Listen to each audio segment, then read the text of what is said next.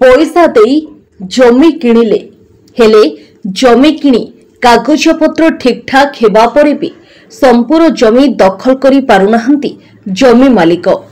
कथाटा आश्चर्य लगुथिले मध्य कथाटा सत।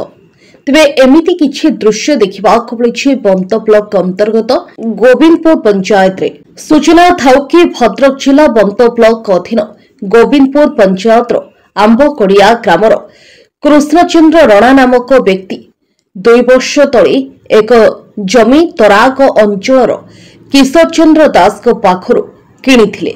आईन मुताबक दलिल हुई जमी मध्य नामजारी हो जाइछि, किंतु दुर्भाग्यर विषय जे से ग्रामर संतोष पारिक नामक व्यक्ति बखरा आकार रे से जमी को दीर्घ दिनरु चाष करि आसुथिले।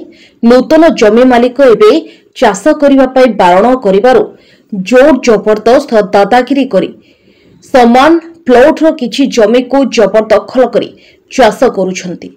बेसरकारी अमीन आसी उक्त जमी को मापी चिन्हट मध्य करिथिले।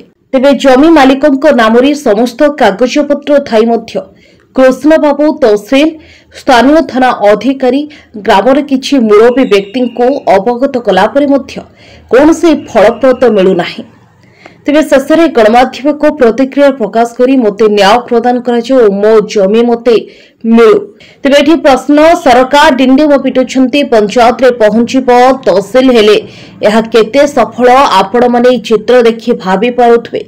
तहसील दौड़ी दौड़ी नआंत हेला परे भी आड़ आखि रे पचारु नाहंती तहसील कर्तृपक्ष। तेबे देखिबाको बाकी रहिला खबर बाजिबा परे जमी मालिकन को के प्रकार न्याय प्रदान करा जाउछि। कृष्णचंद्र रणा गोविंदपुर पंचायत आंबोड़िया ग्रामर अधिवासी। कारण यही कि जे मु गोटे जमी किनी गत वर्ष किणवा पक्षे सी कौन है ना रथ बारिकी तार बड़ पुओ संतोष बारिकी सी मत चाष कर दौना जबर दखल करुच्ची।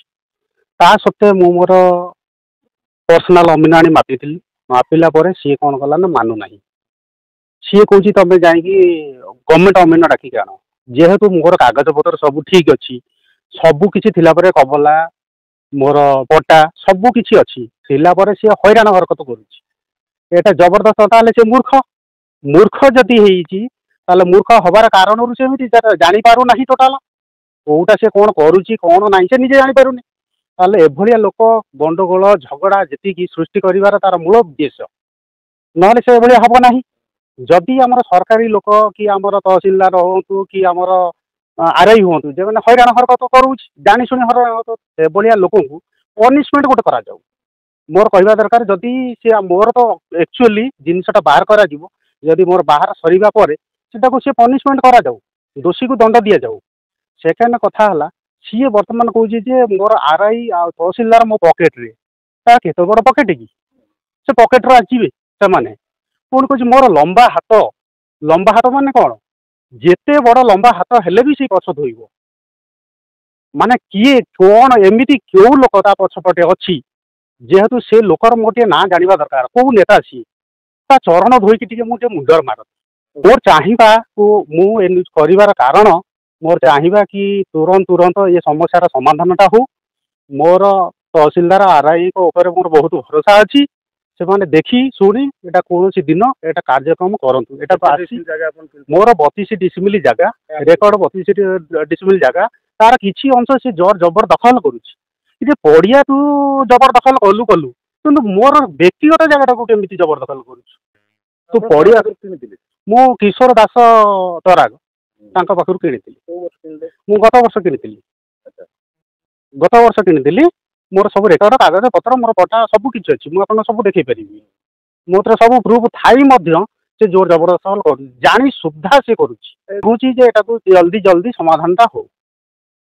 मोर एतिकी कहूँ जो जमीती गंडगोल झामिला जमी सृष्टि करुच्ची एटा न हो गाँव में समस्ते सुरक्षित रुहतु।